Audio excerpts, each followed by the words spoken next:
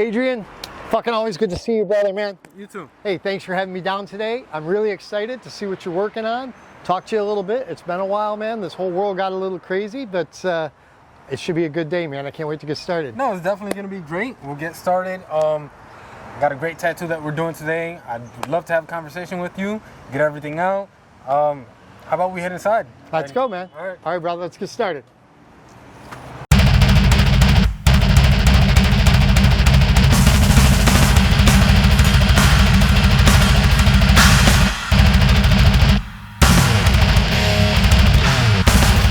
As many cartridges as I think I need. I never do just what I need because then I don't want to have to take the gloves off to start doing something else. I don't want to get sidetracked. I want to understand what I have first and foremost. It's all out. If I don't use it, I don't use it. If I do use it, then cool. It was already out. You guys ever used round shaders before? Started with flats, and I actually migrated into round shaders, and then once I went to mags, I barely touch round shaders anymore, just for corners and details and stuff, but not for large scale at all. I use the round shaders, same thing, kind of like details, but more of like stuff that's more round and bubbly or whatever. It's kind of like using a thick pencil. So if I'm used to drawing with graphite pencils, that was my what I started off with. That's what I ended off with. I'm not big on painting. I'm not big on airbrushing. I'm not big on any of that stuff. I've always just been like a straight pencil guy. Graphite pencils, and I do everything with that. So when I use the round shaders and my liners and stuff, it kind of brings me back to that. So it puts me back in that element where, you know, that's my first art form. Tattooing is of course second, which now is kind of my first because I do this more than I do anything else.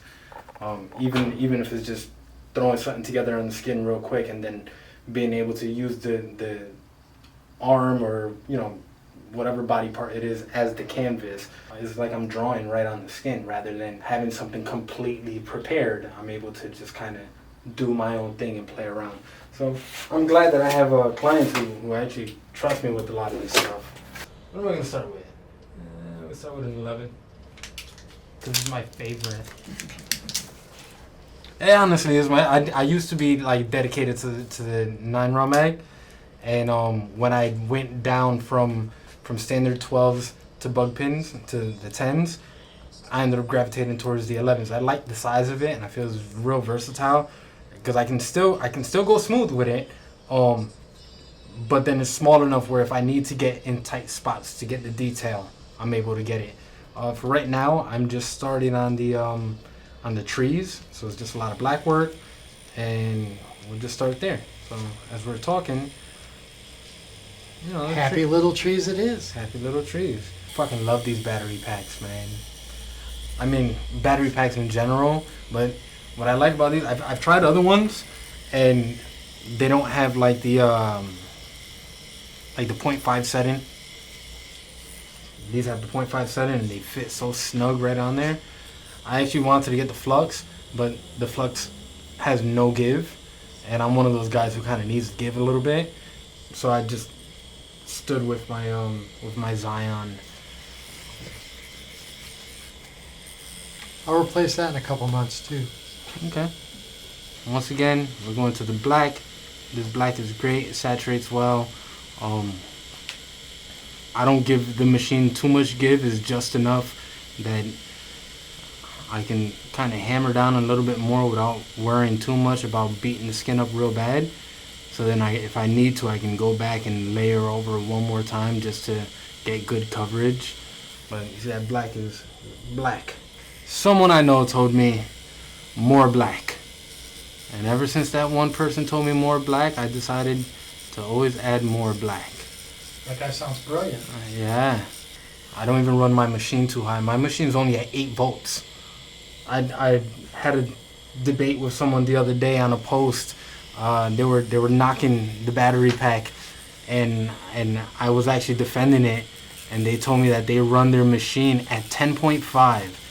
And I'm like, what? You're not even, I don't even think through warranty you're supposed to run your Zion all the way at 10.5. Like, yeah, it can go up to 10.5, but like, who really needs to run that damn fast? Like, you must have the best control in the world to run at 10.5 and not turn someone into ground beef. There's an unfortunate problem in the world where a lot of people think they're smarter than the people that design and manufacture the equipment sometimes, but,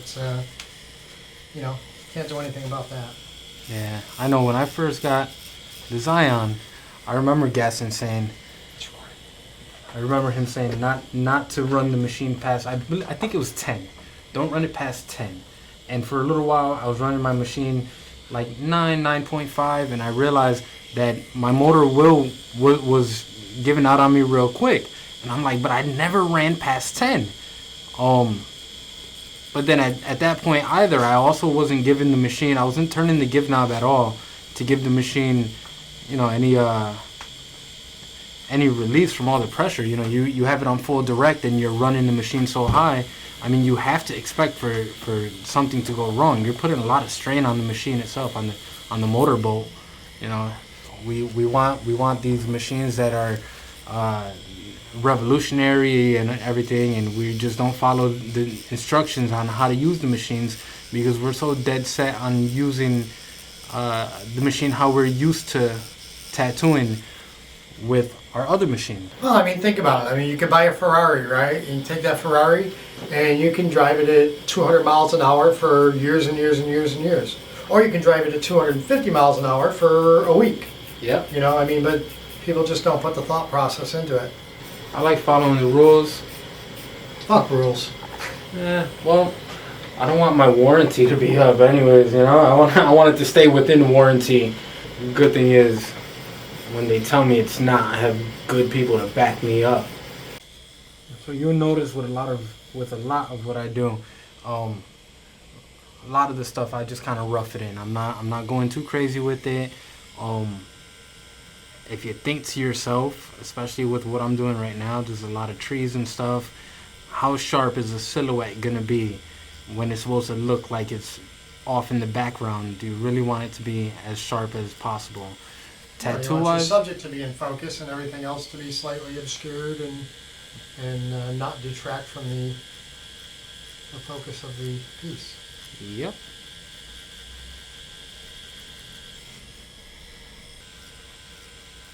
Ultimately, given it's a tattoo, it's not a photograph, we're going to have a couple different subjects in focus. First and foremost, we have these two guys up front. They're going to be deep in focus, and then it's going to kind of be a little bit more not so focused towards the middle right here, and then as you go more towards the back, then this guy's going to be more in focus because he's another subject that needs to be highlighted. I try to base a lot of stuff on photography because that's another passion that I have. That's another more or less a hobby, but I love it. So I try to focus a lot of things around photography and how photography works and how I see things and how you want to portray certain things. But also in photography, there's post-production. So once you go into Lightroom and you go into Photoshop, you go into all that stuff, now you start creating art with your photography. A lot of people don't look at it that way. So when we look at this tattoo, it's not going to be solely photography. We are going to have certain elements as far as depth perception and everything. But as far as the tattoo itself, we have to keep in mind it's just art. Like I've done pieces, like you can clearly see with what I'm doing right now, like is a good amount of contrast in the piece itself, but that's not, let's be honest, when it heals up, it always heals up just a little bit lighter. Well, that's because the black is healing behind a milky, opaque-ish, even brown skin is still opaque tilting. It's like a whiter or a tan film over the black. It's going to reduce the effect of the black. You're not going to see pure black. Yeah. You get close. You get close. But I'm talking about, like, I don't know if you ever seen like a lot of the people who do a lot of black work and blackouts and stuff like that, and you see this stuff is so black. It's like you don't see where the skin starts. It's just black. dead black. And I mean, it's cool for a picture. If you're trying to show, hey, look, this is what I did, and I want to show that I used black. Awesome, you used a little bit of black. But at the same time, if you're gonna filter the shit out of a picture like that, you're gonna have to show us the real picture. Like, hey, swipe to the side so you can see the real picture of what my tattoo really looks like. Adrian, how many hours do you have into this piece so far? Give or take, I don't know, I want to say maybe about 22. Damn. Yeah, about 22 hours. That's a good time. Give or take. He doesn't feel any pain. No, you listen. I have some people who, the moment that needle touches them, I'm already dreading the whole session. But some people do have unrealistic expectations of how quick you can finish a tattoo, and we don't really know how they sit. So what I like to do is I like to gauge people at first, and it's like, okay, how many tattoos do you have? How was the longest that you've sat for? And if you haven't sat for a long time, maybe our first session, we might do 3 to 4 hours just to see how you sit. And if you can sit longer than that, if I have the rest of the day free and I don't have another session, then we'll go ahead and we'll keep going until you tap out. And usually off the first session, I know if I can book someone for more than 3 or 4 hours. I know with this guy, he could sit down for 10, 12 hours if he needs to. So it's always great to have him in the chair. I personally, depending on who's tattooing me, 3, 4 hours. Some people maybe 4 or 5 hours, but at that point, I'm miserable. I mean, your body can only take but so much. We want to believe that we can do so much more. We want to believe that oh yeah, I can sit for 8 hours, no problem. And some of us can. I'll be honest, I'm not one of those some of us. But there are some people who can, and more respect to those people than the ones who like us. Yeah, like us. And I'll be honest, it's usually the artist who taps out so much quicker. I've tattooed a lot of artists, and I'm gonna tell you, after about 2 to 3 hours, they can't take no more. I'm like, man, what happened? What's wrong with you? And, well, I'm usually the one doing the tattoos, not getting them, so it feels like crap. Yeah. No, I had Brian Brown come in the warehouse yesterday, and we were just shooting the shit a little bit. He's got a lot of people coming into the area now and doing like all day, 2-day sessions and things like that. And he himself is, flown over to Europe and got tattooed for multiple days on end by like Victor Portugal and a few other high-end guys with these all-day, multiple-day sessions. And I'm just like, those people are superhuman to me. Like, I couldn't do it. No, I did that one, my longest tattoo session that I've gotten tattooed was from David Vega. That was 8.5 hours, and I'm going to tell you, you can even ask him. If you talk to him, you can even ask him. At a certain point, I'm just like, man, I don't know if I can do it. But I flew all the way to Texas. I know it's not Europe, but I flew all the way to Texas, and I was just so happy to get this piece done. And I mean, my nerves were jumping. I was all over the place. I say the first 4 hours I was good. The last 4 hours was hell. It was hell. And he's just a super cool, gentle, soft-spoken guy. Fucking the way he tattoos. If it were any other person and it wasn't me, they'd probably say that they didn't feel a damn thing. I'm gonna tell you, for the first maybe 2 hours, I couldn't believe it. When he first started, I'm like, oh, well, just let me know when you're going to start. That way I can get prepared. And he's like, what are you talking about? We've been tattooing for like 5 minutes already. I'm like, oh, shit. I thought you were just like touching me with your hand or something, trying to wipe it off. I didn't know what the hell happened. He's really good. But by the end, it felt like he was hitting you with a machete. By the end of it, I honestly thought he was digging for gold.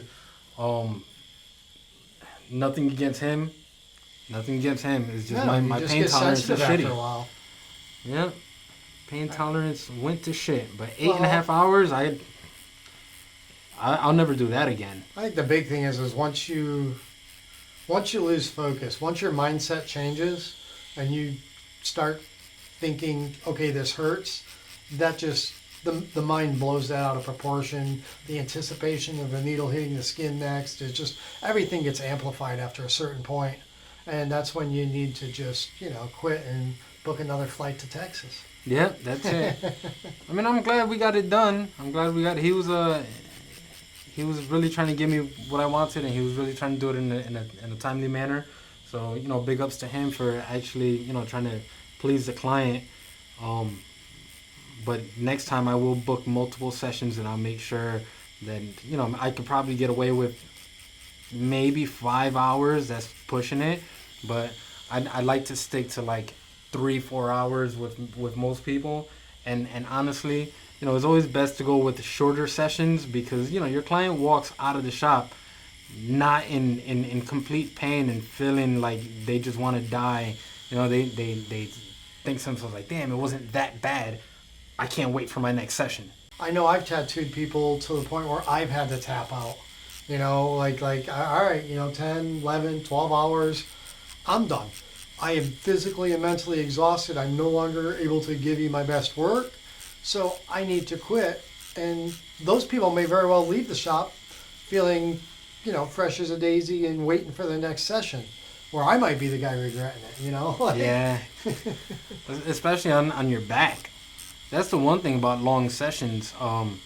It takes a toll on our back. It takes a toll on our hands. It takes a toll on our eyes. We have to constantly try to shift our eyes away from the work itself, from the artwork itself. That way, we can keep working without seeing everything so flat. If you do too much, you start to kind of lose focus on what you're doing. You kind of have to like get your eyes away from it. And what sucks is by the time you try to step away from it to go back to it, sometimes you're out of your mode, and then you got to get back in the zone.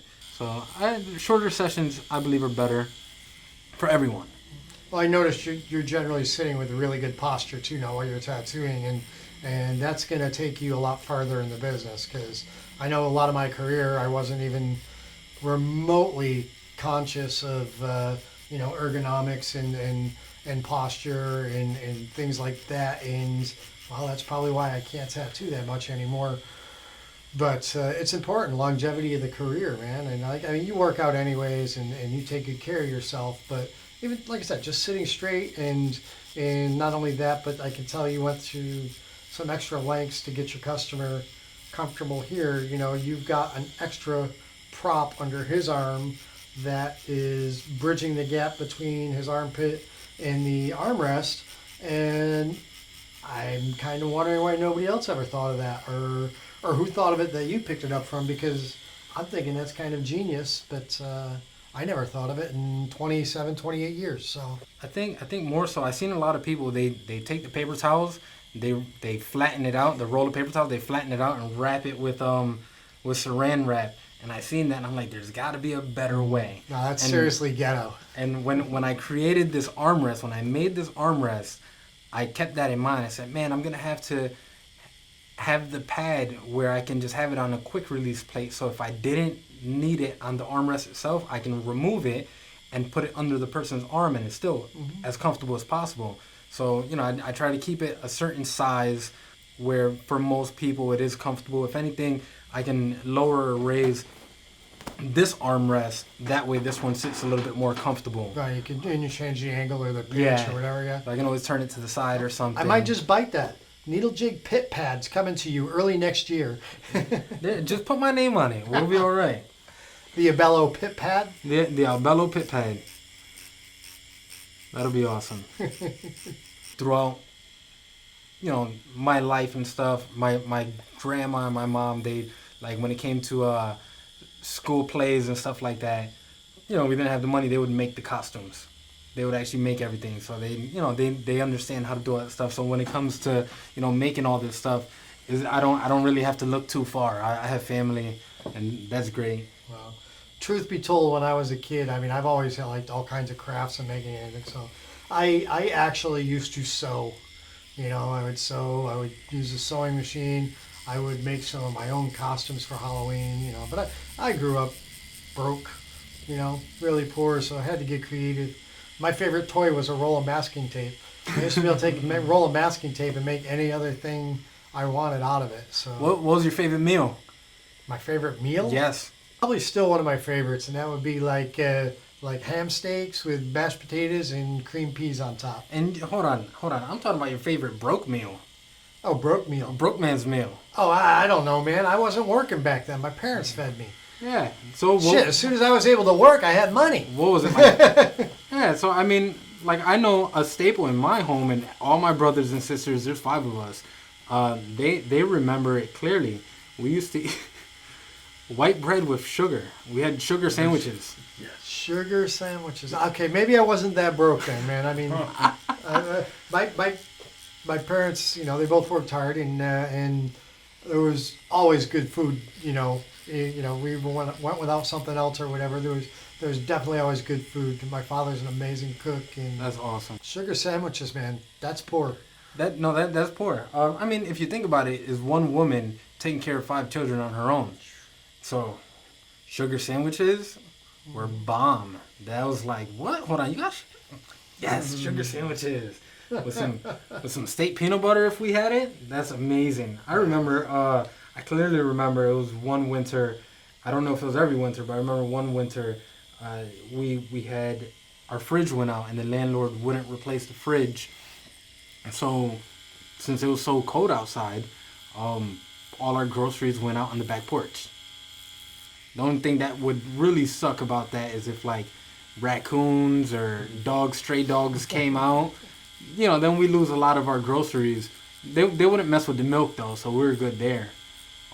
But you know, it was fun growing up. I honestly wouldn't trade it for anything.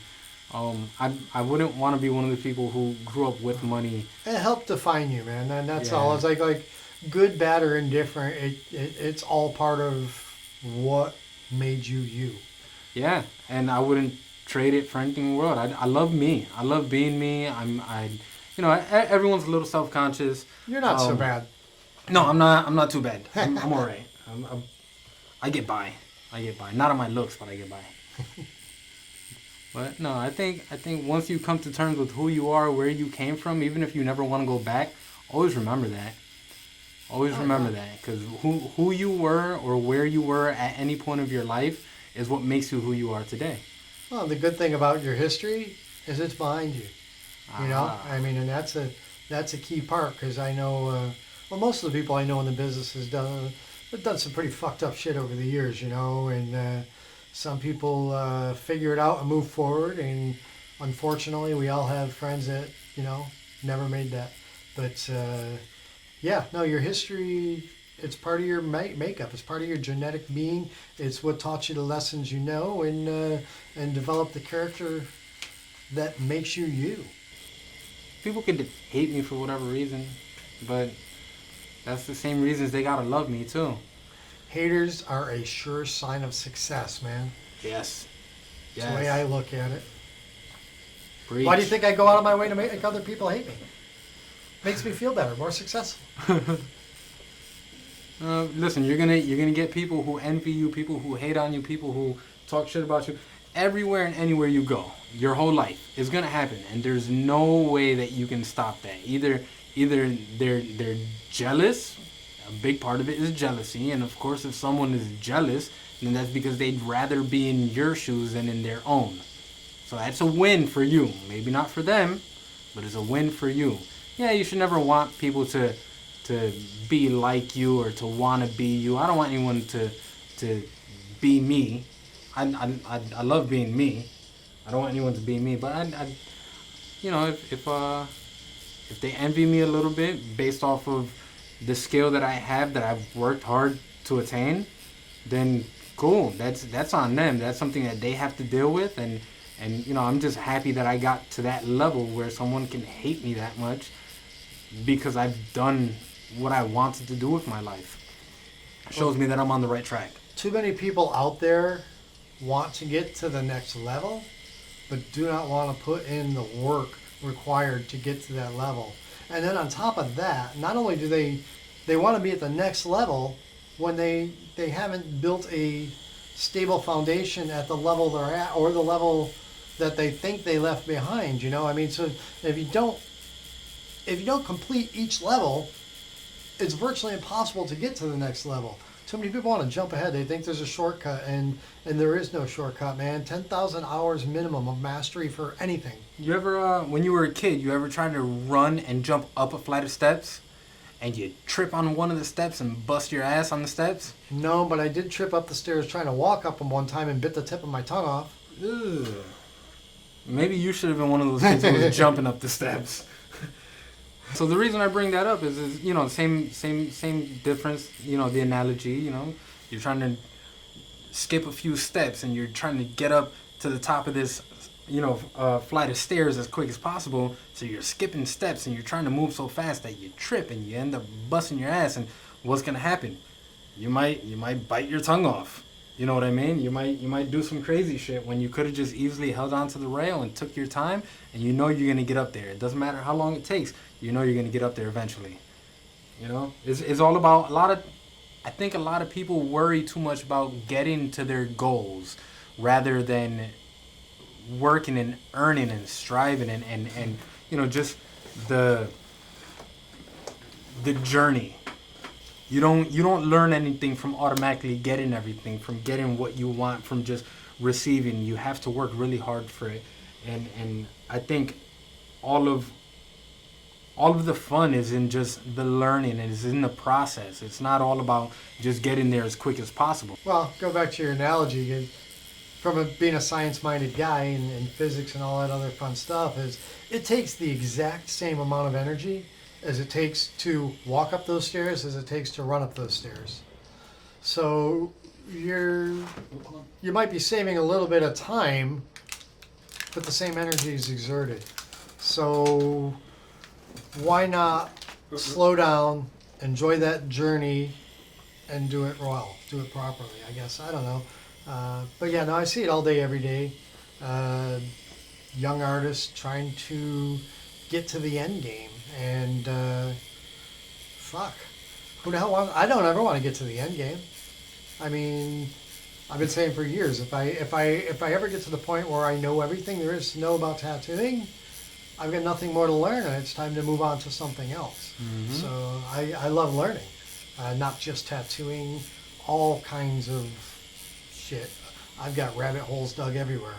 So it's ridiculous, between the machining and the real estate and the finance and the investing and art and tattooing, and there's just so many topics of interest that I have, and I'm regularly going down each rabbit hole in a different direction because I want to consume as much knowledge as I can on the topics that interest me.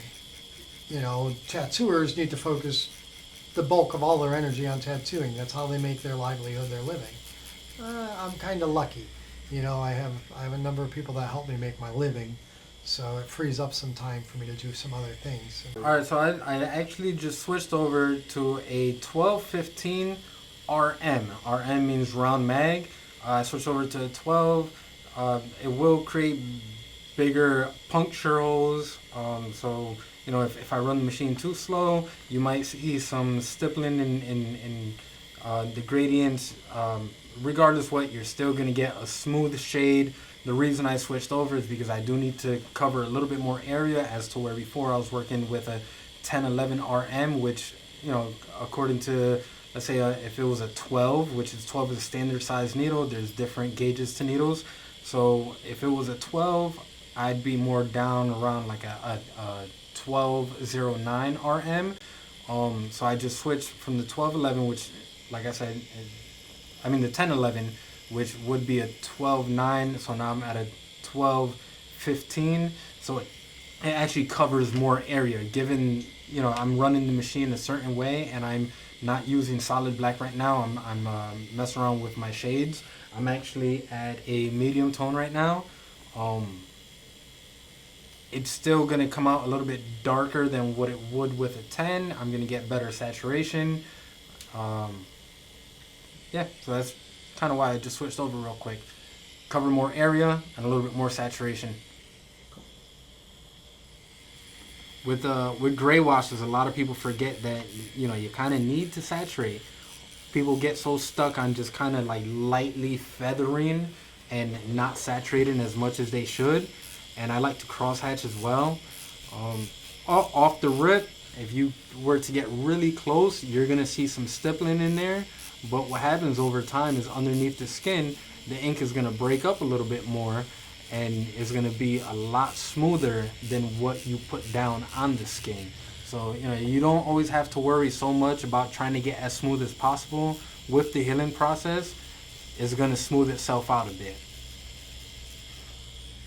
So with all this stuff, like what I'm doing right now I'm switching over to like a medium light shade, and once again, I'm still gonna be able to get in there, smooth everything out. And as I'm smoothing out, you'll see when I wipe it off, it's still gonna leave a fairly smooth shade. It's not gonna be too dark. It might look a little bit more bruised than anything, but if you notice, it's still kind of light. Because I put give on the machine, it has a give knob on it, and I'm able to give it a few passes. And especially with these cartridges, the way that they're made, they're fucking awesome. You could do 2-3 passes without damaging the skin too much. And of course, while tattooing, we do damage the skin. That's what we're doing. We're creating beautiful scars, and that's perfectly fine, as long as we all understand what the process is. So right now is just me getting these nice little tones in here and starting to build and build until finally I get to exactly where I want it. I try not to leave too much skin showing as far as like a skin break or negative area. So even in areas where I think that I should leave it a little bit lighter, if I'm not going to add white to it, then I am going to add my lightest tone. And I don't mind layering over, I see the trees right here. I can go over the trees and I'm not really going to damage that. I know how it's going to heal, given I understand the equipment. And that's a big thing. Is that we, as artists, you have to understand all of your equipment. It's not all about just knowing how to draw or knowing, how to paint or just knowing how to tattoo in general. A lot of people know how to technically, apply a tattoo, but the same people possibly don't know anything about art at all. So, you have to understand all of it. You can't just understand bits and pieces or think you understand bits and pieces. So a lot of it does have to do with the equipment, but the main thing is the artist behind everything. If the artist knows what the hell he's doing, then you're gonna get the best imagery possible. All right, so I'm switching over machines right now. This is a Spectra Halo 2 from FK Irons with, of course, lightning bolt pack on it. Got it all taped up real nice. Make sure there's no cross contamination. Dynasty cartridge 1027 RM. Okay. And this actually creates for extremely smooth shades. I love it. I don't just like it, I love it. There we go. Bring that down. We don't want to destroy the skin. So 7.5. That's perfectly fine. Medium light. I know how this stuff heals up. Get right in here. What I like to do is pull. You can push if you want, but the best thing is to pull. Like I was saying, you can always push. There's nothing wrong with pushing the needle. There's different techniques. So you can always push from the edge, push out, and stick that needle out a little bit more. And what I like to do is just pull. It's more time consuming, but it leaves for much smoother shades, much smoother transitions. You can actually layer a couple times more without damaging the skin too much. You can always, if you want to go a little bit darker, if you feel like it's not doing exactly what you want, you just go with a much darker shade and you do the same thing. And then there's also the pendulum swing. You just kind of back and forth, let it rock a little bit. That also creates those nice smooth blends. You're gonna get the dark contrast that you want. So you see how that kind of blended itself right there. With these silhouettes, we want to get as close as we can to them. It doesn't matter if we touch any of them. Once we throw in our highlights, if we want to throw in our highlights, then is going to be perfectly fine.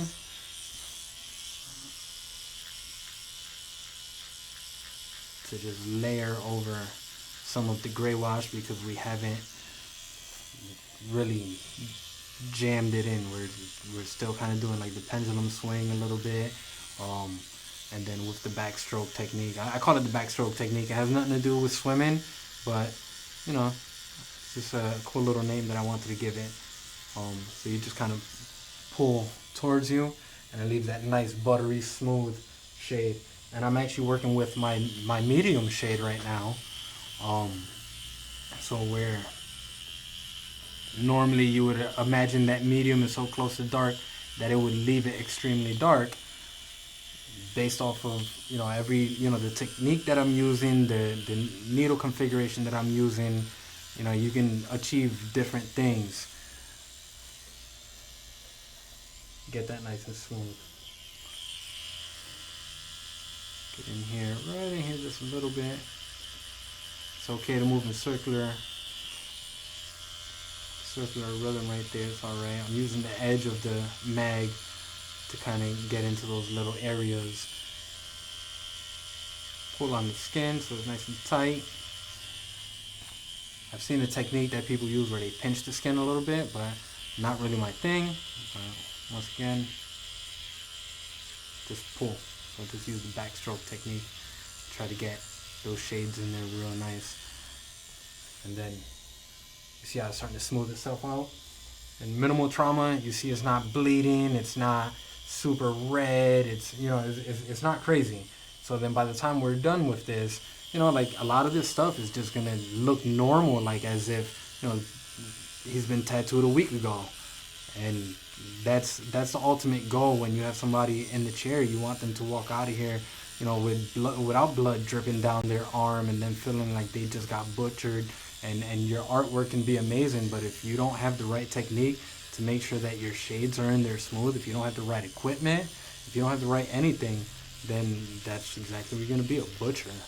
And Mark, I love you, and I highly appreciate the fact that when we first met, you did slam me the way that you did, because it was not to make me feel like shit. It was to help me. So at the end of the day, when I talk about it, even if it sounds bad to someone who's thinking negatively. Yeah, I don't necessarily care how other people want to interpret the story. You know, it doesn't bother me at all, man. I'm glad. If I didn't like you or respect you, I certainly wouldn't have told you what the hell you were doing wrong. Or giving me the time of day. Well, yeah, I mean, you don't. I wouldn't be rude, but at the same time, you don't want to give everybody the time of day. Let's be honest. Some people have time to give everybody the time of day. Exactly. That's the problem. You have to pick and choose and understand. All right, cool. Well, you know, let me talk to this person for a couple minutes and see their character and see what they're about. Yeah. You know. How seriously do they take this job, man? I mean, yeah. How much love do they have for tattooing? You know, they're still going to be doing this when it's no longer popular, when there is no real revenue in it. You know, I mean, a lot of people are going to move on to something different. They're going to choose a different career path. Then there's going to be people that are just they're going to tattoo till their dying day, and those are the people I want to be around, because they, you know, super passionate. They care. They love, and then like people that strike me as those type of people, I'll share virtually anything I know with them. Honestly, when I get to the point where I cannot tattoo anymore, I just want to teach. They say those who cannot do, teach. And I do not mind. I will teach even Why do you think I'm always giving advice? Yep. And why do you think I'm always taking it? I don't mind taking advice. You tell me what I'm doing wrong, and you know, every once in a while I might have an excuse, or I wouldn't say excuse, maybe like a, I don't know, I might tell you why I'm doing it the way that I'm doing it. And if you're more knowledgeable than I am, then by all means, you let me know that I'm wrong, that that's a dead end. And I don't mind taking the critique. To me, you know, as long as you're not telling me, oh, dude, you're fucking trash, just fucking quit today. Everything else, I'll take it. I want the critique. I want the constructive criticism. I want to get better. Every day you should want to get better. Well, what if your work was trash and you should quit today? I mean, it's not the case, but I'm saying, like, I mean, if I was, I think I wouldn't want to hear it, but I'd know it. no, you know enough about art, man. Yeah, you know good art when you see it, and that's what makes a difference. There's a lot of tattooers out there. I can't even use the term tattooers. There's a lot of people out there tattooing that don't know a fucking thing about art, and that's the problem. Here's the difference. You can say tattooers. There's a shit ton of tattooers out there, but the industry is limited to actual tattoo artists, where we use tattoos as a way to project our art rather than just using tattoos as a means of income. So, you know, I love art. I love different types of art. I love all the different aspects. I find art in everything. Anything you tell me, you can talk to me about the most bullshit of bullshit, and I'm gonna figure a way to say, well, you know, it's just art. You have to look at it this way. And, you know, I'm always going to play devil's advocate to see the artistry in everything. We can say tattooers. I refuse. You can refuse all you want. Those are just people that tattoo. That's all. Those are tattooers. No, they're not tattooers. No, there's a difference between tattooers and tattoo artists. Big difference. Big difference. Yeah. Terminology, man. It's all terminology. I don't want to give them the respect of throwing fucking the word tattooer, tattoo artist, tattoo anything their way, because I mean, all right, I'm an ink snob. I always have been, and I'm not sure why. I'm not super talented myself, you know. I mean, I get by, I do okay, but tattooing is sacred to me, and even today, and I've been saying this for 20 years or more, is I've been saying 90% of all people tattooing shouldn't, and it's unfortunate, but it's the truth. And what's even worse is I see a lot of people that don't have the history, the knowledge, or any expertise whatsoever that are out there trying to influence and teach others. And that is the blind leading the blind. Yep. You know, it's like, you know, the people that say, you know, hey, I learned how to tattoo on YouTube, and I'm going to teach everybody else on YouTube how to tattoo now that I know. And like, you don't know shit. You got a bunch of misinformation. You might be able to get some ink to stick in the skin, but you really don't know much. You might have stumbled across a couple of cookies and a little bit of accurate knowledge, but most of what they're consuming through the internet is misinformation. And that misinformation just gets compounded every time it's passed on. I mean, think about it. There's people out there learning from people that don't know anything. Yeah. And then turning around and teaching what they know, Or what they which don't is know. even less than the person that taught them knows. It's an entire shit show. And it's terrifying. Not terrifying. I find it almost entertaining and nauseating at the same time, if that's possible. I feel clients should always do their homework. You should do your homework. You want to get a tattoo? Do your homework. Make sure, you know, leading into the tattoo, you understand that the artist that you're inquiring with does the style that you want. You don't just go to any tattoo artist to get any tattoo. Can I do traditional work? Yeah, I can do traditional work. Do I understand traditional work? For the most part, I can copy what I see. But there's people that do that better. Much better. So go, if that's what you're seeking, go see those people, or you will guide them to those people. I will. You know, I will. sure. And I've always been that type of You person. always, yeah, you're like, yeah, I want my clients to have the best experience possible, whether it's from me or not. I want to help in any way I can. I guess I know what I can do. I know my limits. I know what I can do. If I feel that I cannot do it, I will pass to the next person who's beyond capable of doing the job. For me, I consider it a collector. If I want a tattoo from a certain artist, I will go to that artist and I will get tattooed by that artist. It's also known as a shop hopper. It is what it is. It's just a collector. Yeah, for us, because we're artists, we look at it as a collector. For people who don't really know too well, for quote unquote tattooers, I know you don't want to give them that name, But for those guys who just get mad that their clients go to other people, they'll call you a shop hopper. To me, shop hoppers are artists that fucking burn every bridge and keep moving along. Well, I mean, as far as a client goes. Right. But yeah, no, I hate those kind of tattooers or tattoo enthusiasts. I like tattoo collectors that you call them shop hoppers or whatever. I'm not the kind of artist that just wants my clients to get tattooed from me. I don't mind. I encourage them to go out and get whatever they want from anybody, but please make sure that the guy is at least equal to or better than I am. Yes. Because I certainly do not want you coming back and asking me to repair something that was done somewhere else. I'll do that for my best clients. Well, when I was tattooing every day, I certainly would do that, but I would make them pay dearly, both financially and mentally, because I'm doing extra work now, and it was avoidable.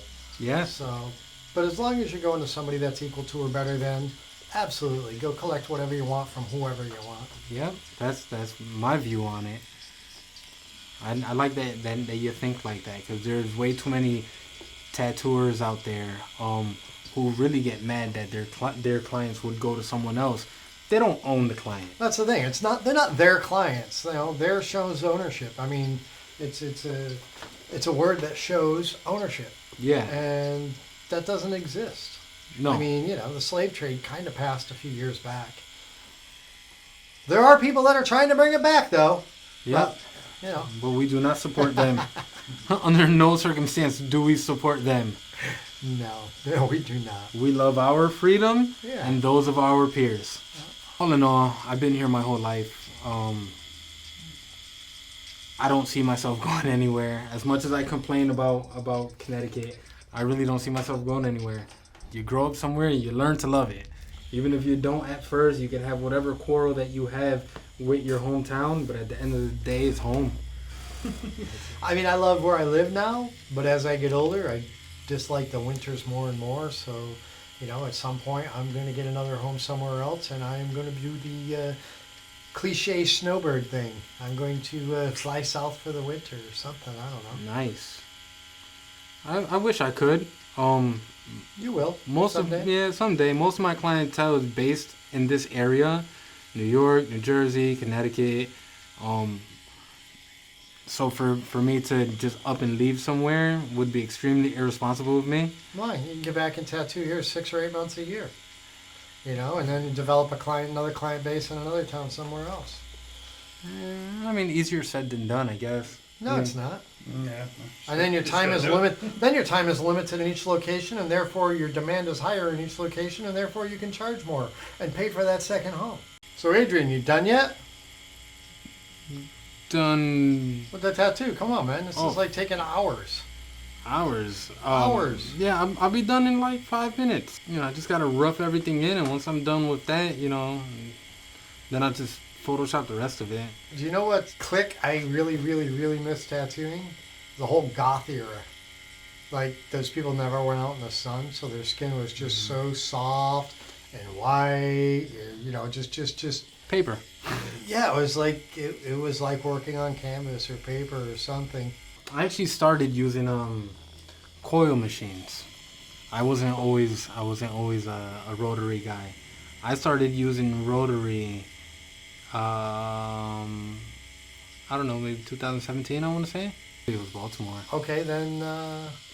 That's when I bought my first FK machine. To be honest with you, that's when I first bought the one that I have back there, that Spectra, the Halo 2.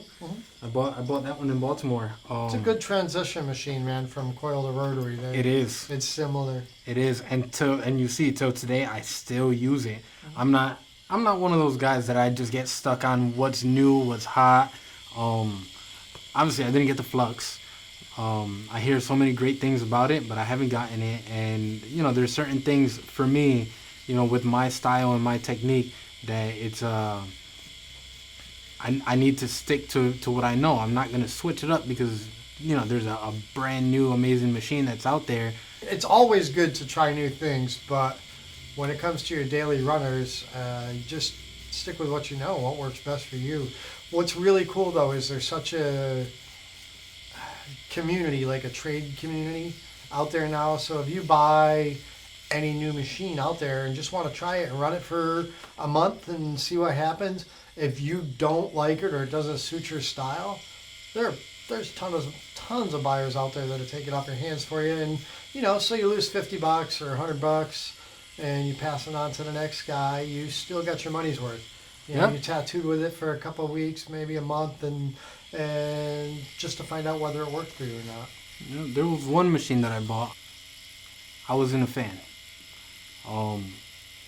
It was a good machine, and it's a good machine for a lot of people. I know many people. I have a couple of friends, and my brother actually has that machine, and he loves it. He swears by it. Both the other guys in this shop use that other brand of machine, and they didn't start with that machine. They started with another brand, and they ended up moving over to that specific brand, and it works for them. But I used the machine for give or take 3 months, and I just couldn't.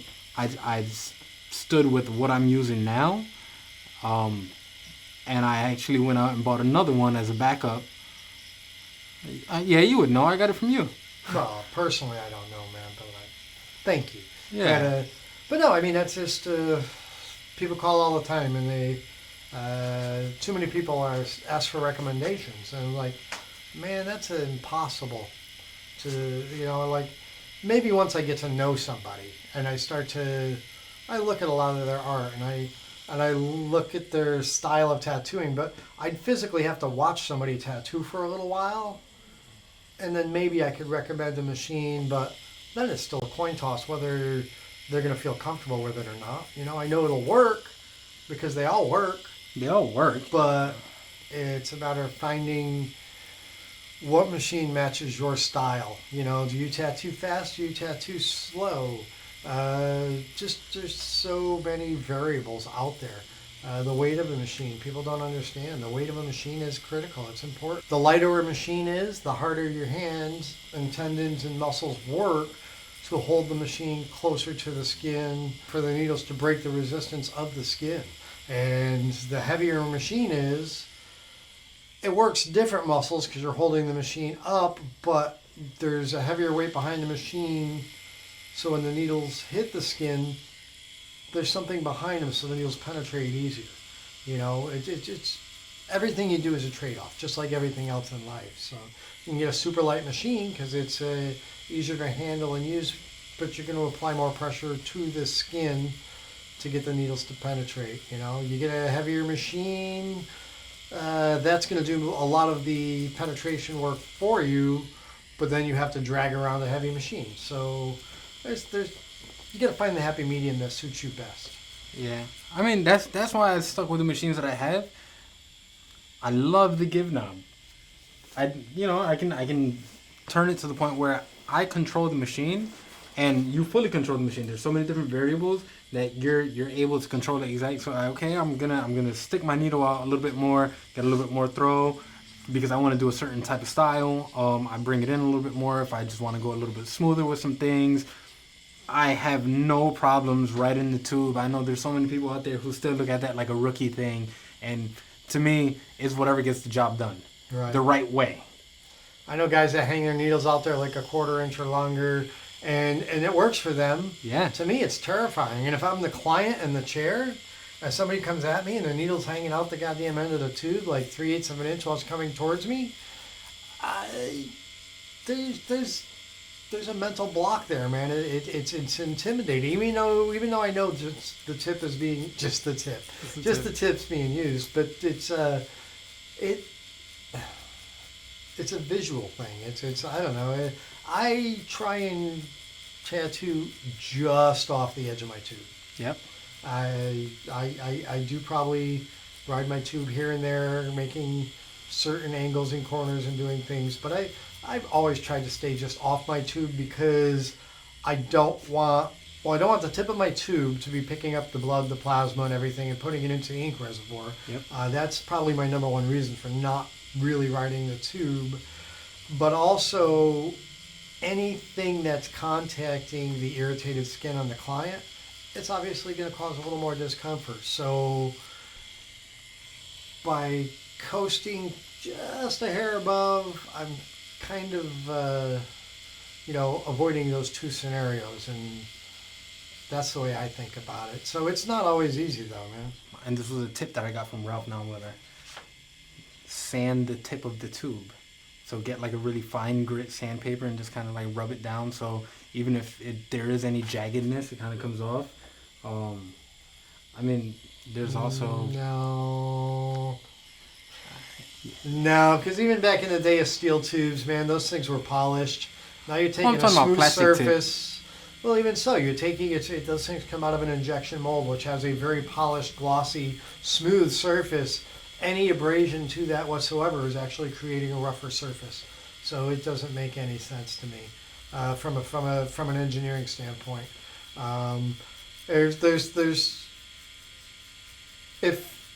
If we wanted the tips of the cartridges, the tubes, or anything to be different, or there was an advantage to it, we would do that during manufacturing. Okay. Same thing with needles on bars. Let's go back to the day, it used to drive me crazy. I walk through a show or go through a shop and somebody breaking out brand new needles on bars, and then they start to bend them. They get that flex in them that they like to get the needles right into the back of the tube, stuff like that. And I would cringe. I'd be like, man, if the machines and the needle bars and everything were intended to be that way, we would produce them that way in mass numbers, and they would be perfect coming out of the box for you. Having the needle bar in a totally straight line and the needles running collinear with the bar gives a straight line. So therefore, the force of the machine is being directed straight down the bar, straight into the needles, and straight into the skin.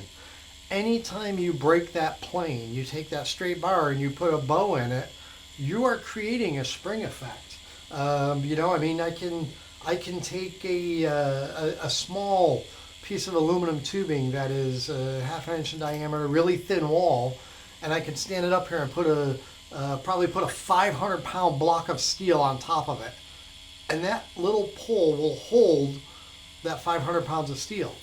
But as soon as I push any energy on that bar in any direction and take that out of a straight line, that 500 pounds of steel is just going to collapse that bar. It's just simple science, physics, and stuff. So yeah, whereas people think they're improving the products by doing those things, they're actually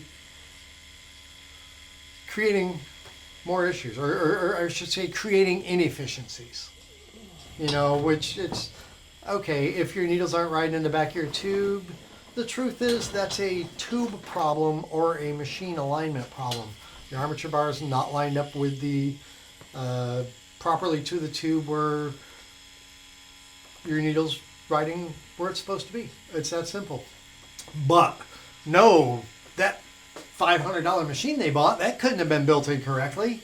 It has to be that cheap needle. That has to be the error, the problem. And I'm like, it's just bizarre, man. I've always laughed at the people that think that they're smarter than the manufacturers. It just, it never made sense to me. So stop doing that.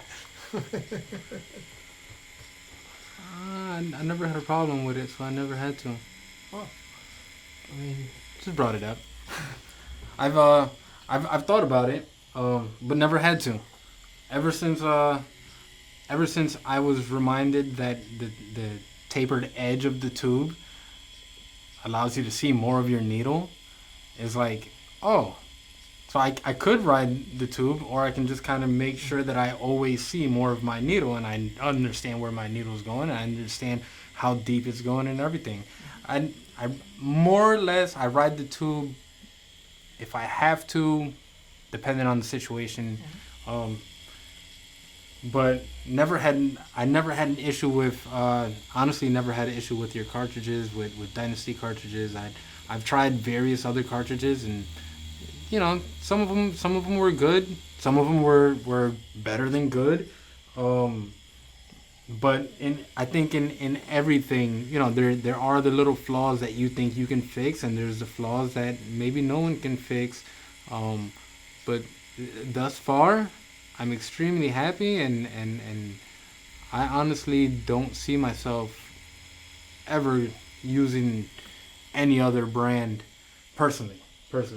Um, Price point is great. The way it's Mental crafted note, is raise great. the prices. But the way it's crafted is great. I'm definitely glad that now it's not just O-ring. Now we do have the membrane cartridges, and that's a huge plus for me. Because I was getting a lot of flack. People, oh, it's not clean, and I'm like, listen, you guys tattooing open areas next to other artists, like you don't have fucking robes on, you only have gloves, like nothing, like yeah, tattooing is sanitary to an extent. We do our best to make sure that everything is sanitary, but we're not in the doctor's office, we're not in a medical facility to really sit there and pick every little thing apart. Well, it's not 100% required, but I mean, just normal common cross-contamination practices is your best friend in any scenario. But I mean, are membrane cartridges better than O-ring cartridges? Yes, they offer a little bit of additional protection for backflow and backflow only, but not cross-contamination. You can cross-contaminate somebody with your other devices with a membrane cartridge just as easily as you can an O-ring cartridge. I've only seen very, very, very limited examples of people having massive backflow, and I've always wondered how in the hell they made that happen. You would have to be tattooing, holding your machine, at least level or almost inverted, and you would have to have an awful lot of ink in the reservoir. Close.